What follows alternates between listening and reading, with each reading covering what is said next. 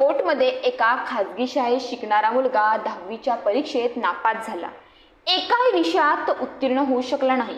पदरात अपयश पडल्यामुळे खचलेल्या लेकराला आई वडिलांनी केवळ धीर दिला नाही तर त्याला प्रोत्साहन देण्याचा निर्णय घेतला। एक गुणपत्रिका, परीक्षेचा एक निकाल आयुष्याची दिशा ठरवू शकत नाही असं म्हणतात। अपयशी ठरलेल्या विद्यार्थ्याच्या आई वडिलांनी तेच केलं। लेक निराश होऊ नये म्हणून त्यांनी त्याला टोमणे मारण्याऐवजी त्याच्यासाठी पार्टीचं आयोजन केलं।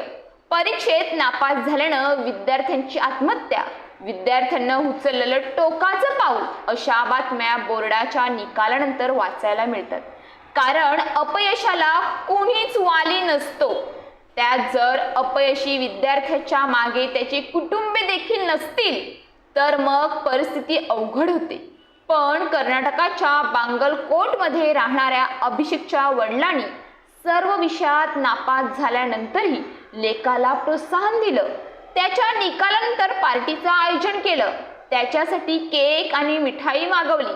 अभिषेकनं प्रामाणिकपणे अभ्यास केला, त्यानं मेहनत घेतली होती। परीक्षेला तो गांभीर्याने सामोरा गेला होता।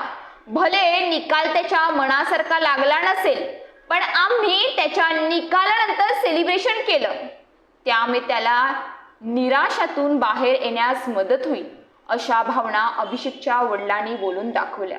अभिषेक सगळ्याच विषयांमध्ये अनुत्तीर्ण झाला।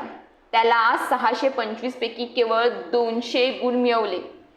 निकाल आणि गुण पाहता अभिषेक निराश होण्याची दाट शक्यता होती। त्याचं मनोधैर्य खच्ची होईल अशी परिस्थिती होती। त्यामुळे त्याच्या आई वडिलांनी त्याचं अपयश सेलिब्रेशन करण्याचा निर्णय घेतला।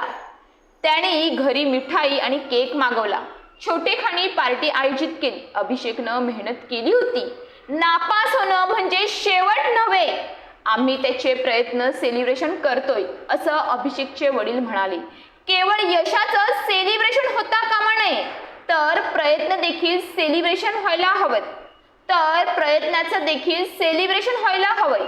तसं झालं तर मुलं मानसिकदृष्ट्या गंभीर राहतील, अपयश पदरी पडल्यास ती कोसळणार नाहीत अशा भावना अभिषेकच्या कुटुंबियांनी व्यक्त केल्या। आई वडिलांनी दिलेला धीर प्रोत्साहन पाहून अभिषेक गहिवरला। मी पुढील वेळी नक्कीच यश मिळवेन, मी अधिक जोमाने प्रयत्न करेन आणि सगळ्या विषयांमध्ये उत्तीर्ण होईल असा निर्धार अभिषेकनं बोलून दाखवला। अभिषेकच्या आई वडिलांसारखं प्रत्येक आई वडिलांनी जर आपला मुलगा अपयशी होत असेल तर त्याच्या पाठीमागे खंबीरपणे उभे राहिले तर ते असे टोकाचे पाऊल उचलू शकत नाही।